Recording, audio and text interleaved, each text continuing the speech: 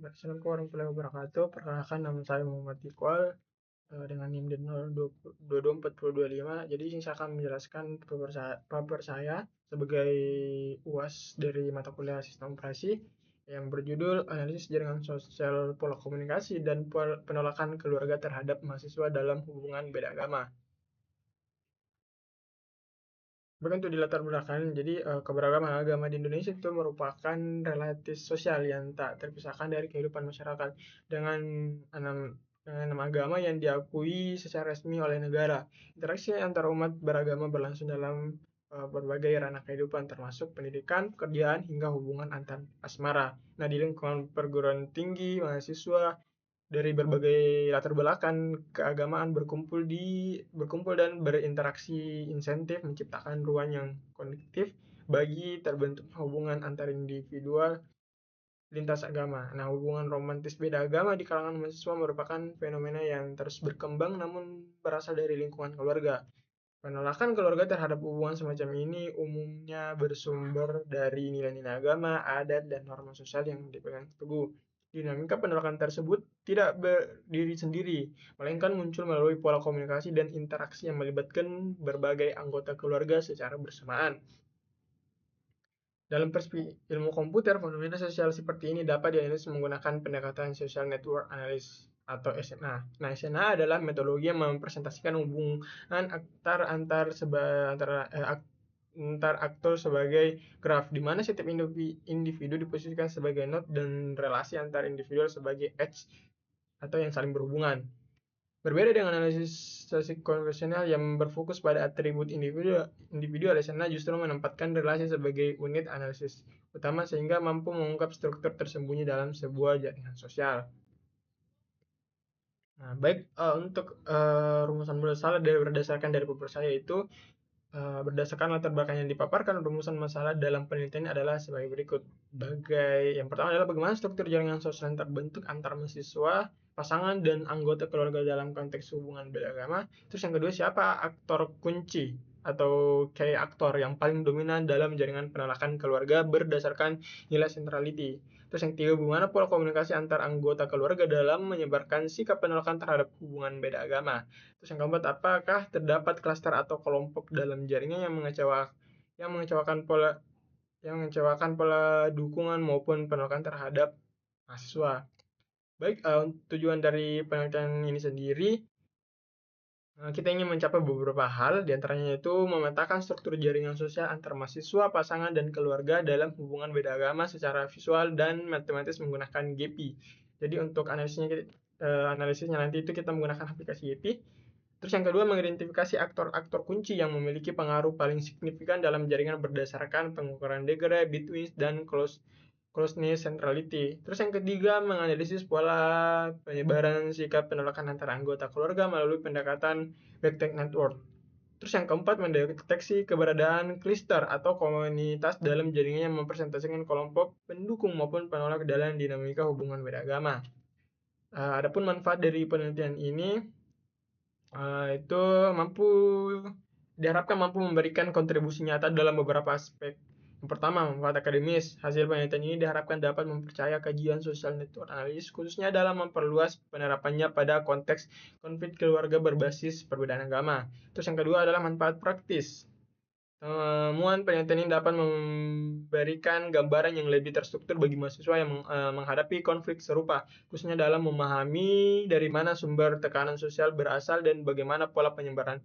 Selain itu, hasil ini dapat menjadi masukan bagi konselor kampus atau lembaga mediasi keluarga dalam menangani konflik antar keluarga berbasis perbedaan agama ini.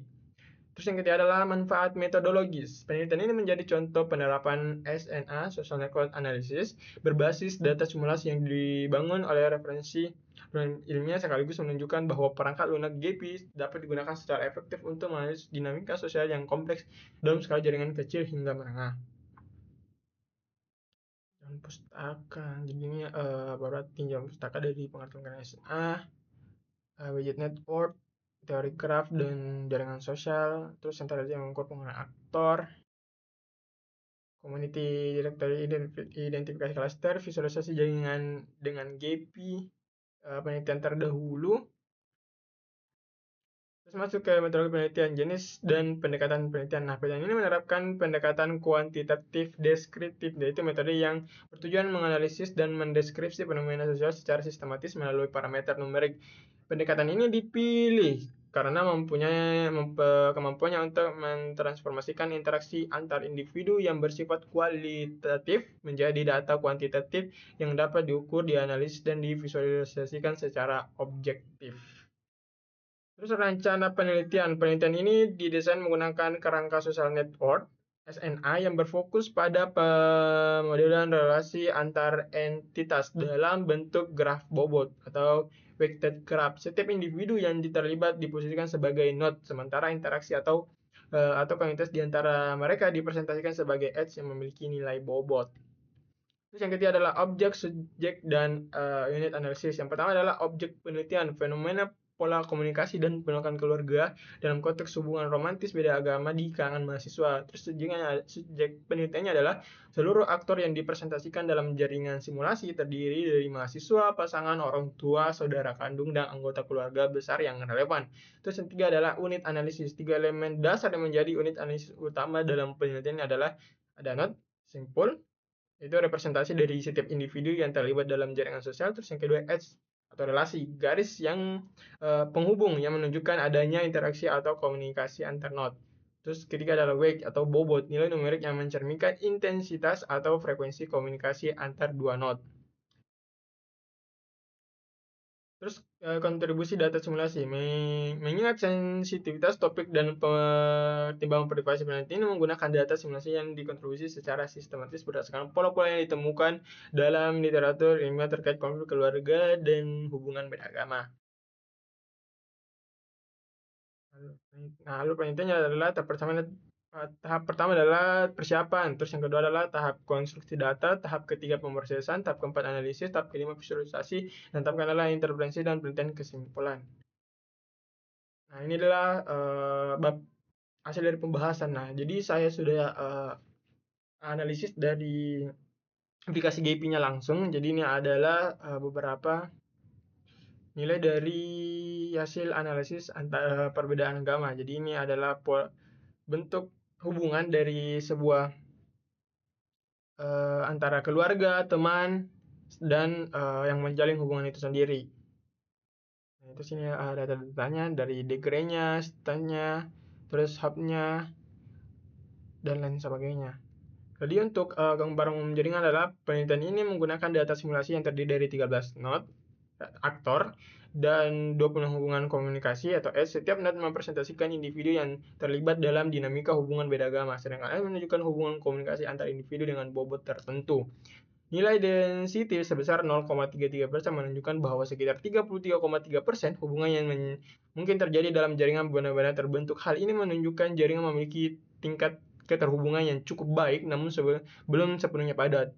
Nilai average path length sebesar 1,872 menunjukkan bahwa informasi dapat berpindah dari satu aktor ke aktor lainnya hanya melalui kurang dari 2 langkah komunikasi. Sementara itu, diameter jaringan sebesar 3 menunjukkan jarak terjauh antara dua aktor hanya membutuhkan 3 langkah komunikasi. Yang kedua adalah struktur jaringan terbentuk. Bagaimana struktur jaringan terbentuk? Berdasarkan visualisasi jaringan menggunakan GBI, struktur jaringan menunjukkan pola komunikasi yang terpusat pada dua aktor utama, yaitu Makvira dan Ari Marius. Ada visualisasi terlihat bahwa Makvira menjadi pusat komunikasi keluarga pihak pertama, Ari Marius menjadi pusat komunikasi keluarga pihak kedua. Hubungan antara kedua kelompok keluarga terhubung melalui relasi romantis Makvira dan Marius. Konselor berfungsi sebagai penghubung tambah yang memberikan akses komunikasi lintas kelompok. Struktur jaringan yang terbentuk, termasuk jaringan terhubung, adalah connected network karena seluruh node masih berada dalam satu komponen jaringan. Dengan demikian dapat disimpulkan bahwa jaringan sosial yang terbentuk memiliki pola komunikasi terpusat, centralized network, dengan dua aktor inti sebagai pusat interaksi. Terus siapa aktor kunci? Nah, kita lihat data degree centrality-nya. Makvira 8, Ari Marius 6, Ayah Makvira 5, dan Ibu Makvira 5. Hasilnya menunjukkan bahwa Makvira memiliki jumlah hubungan langsung paling banyak. Terus between centrality-nya, nilai between tertinggi dimiliki oleh Makvira. Hal ini menunjukkan bahwa sebagian besar layanan komunikasi dalam jaringan harus melewati Makfira sebelum mencapai aktor lain. Terus close centrality. Makfira memiliki kedekatan tertinggi terhadap seluruh anggota jaringan. Kesimpulan dari rumus masalah yang kedua adalah berdasarkan ketiga ukuran centrality, Makfira merupakan aktor paling dominan dalam jaringan. Namun jika fokus diarahkan pada kelompok keluarga yang hubungan beragama, maka ayah Makfira menjadi aktor keluarga yang memiliki pengaruh terbesar karena memiliki weak degree dan between centrality tertinggi di antara kelompok penolak. Yang keempat adalah pola komunikasi antar anggota keluarga dalam menyebarkan sikap penolakan terhadap hubungan pola beda agama. Analisis Web Network menunjukkan bahwa penyebaran sikap penolakan terpusat pada keluarga Makfira dan sebagian keluarga Arimarius yang memiliki stance atau penolakan terdiri dari ayah Makfira, ibu Makfira, kakak Makfira, paman Makfira, ayah Arimarius. Hubungan komunikasi antar kelompok penolakan memiliki bobot relatif tinggi dibandingkan kelompok lainnya.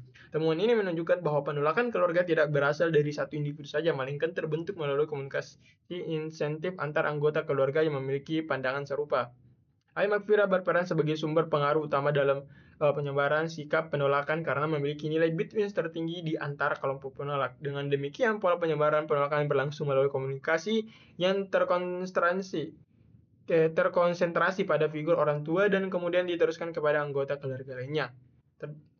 Yang kelima adalah terdapat klaster atau kelompok dalam jaringan yang mencerminkan pola dukungan maupun penolakan terhadap mahasiswa. Berdasarkan analisis modularity diperoleh nilai modularity adalah 0,349%. Nilai ini menunjukkan bahwa jaringan memiliki pembentukan komunitas yang cukup jelas.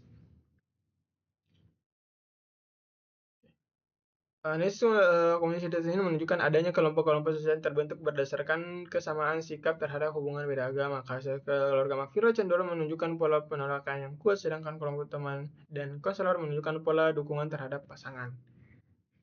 Oke, yang kita masuk ke penutup yaitu kesimpulan dan saran.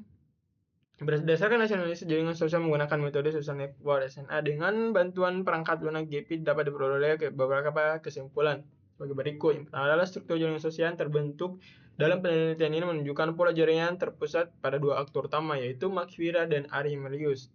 Kedua aktor tersebut menjadi pusat komunikasi penghubung berbagai anggota keluarga, teman, dan pihak konselor dalam jaringan. Kedua adalah berdasarkan analisis centrality, Makfira merupakan aktor yang memiliki peran paling dominan dalam jaringan. Hal ini ditunjukkan oleh nilai degree centrality, between centrality, dan closeness centrality yang lebih tinggi dibandingkan aktor lainnya. Terus yang ketiga adalah pola komunikasi yang membentuk sikap penolakan terhadap hubungan beda agama cenderung terkonsentrasi pada anggota keluarga inti. Keempat adalah hasil analisis komunikasi menunjukkan adanya beberapa kelompok sosial yang terbentuk dalam jaringan. Kelompok pertama didominasi oleh anggota keluarga yang memiliki sikap menolak. Kelompok kedua terdiri dari keluarga pasangan, sedangkan kelompok ketiga terdiri dari teman dan konselor yang cenderung memberikan dukungan terhadap hubungan tersebut. Dan secara keseluruhan, penelitian menunjukkan bahwa keluarga memiliki peran yang sangat penting dalam membentuk opini dan sikap terhadap hubungan beda agama.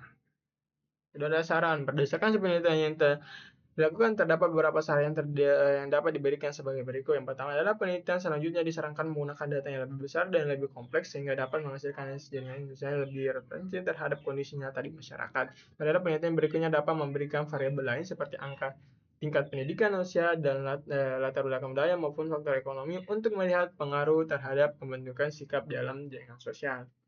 Baik, mungkin itu dari sekian dari saya penjelasan tentang hubungan pola komunikasi, penolakan komunikasi dan penolakan keluarga terhadap mahasiswa dalam hubungan beda agama. Lebih dan kurangnya mohon dimaafkan. Assalamualaikum warahmatullahi wabarakatuh.